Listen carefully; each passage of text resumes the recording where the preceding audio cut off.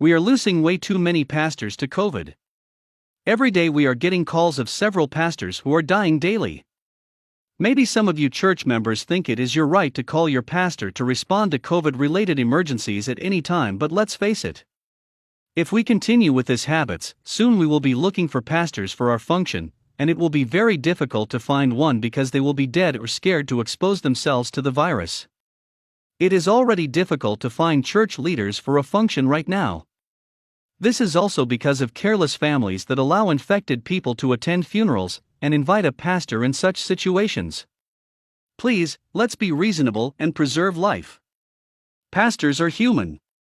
They have children and wives and relatives who will cry bitterly for them when they are gone. On the other hand, it is us church leaders who trained our people to totally depend on us for everything, and that dependency is now killing us. This belief that a pastor has to appear in person for every emergency experienced by their church members has now become dangerous. Church members are expecting the same treatment they were getting from pastors before COVID-19. Some church leaders are compromising in fear of offending their members. We need to understand that times are different. We are infecting our church leaders through house visits, and they are infecting other church members. The best the pastor can do in this situation is to do counseling and praying on the phone. If we don't change this behavior quicker, we will lose all the good pastors who don't want to offend people. We have already lost too many church leaders because of refusing to modify our culture. This situation will pass, but in the meantime we should suspend some activities to preserve life. This is an emergency and our people should not expect normal treatment during an emergency. Dear Pastor, don't allow church members to abuse your position. You are not a health worker, you are not a doctor, you are not a paramedic, you are not the police, you are not a social worker. You are not an expert on COVID-19. Stop running around trying to extinguish fires you were not trained for. Protect yourself. You will have to disappoint some people. That's okay. It's tough love.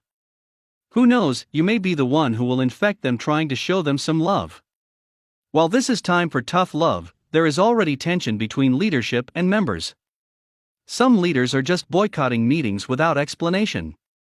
Fear has caused church leaders to find all sorts of excuses not to bury people. We need to act responsibly in order not to scare those who should help us.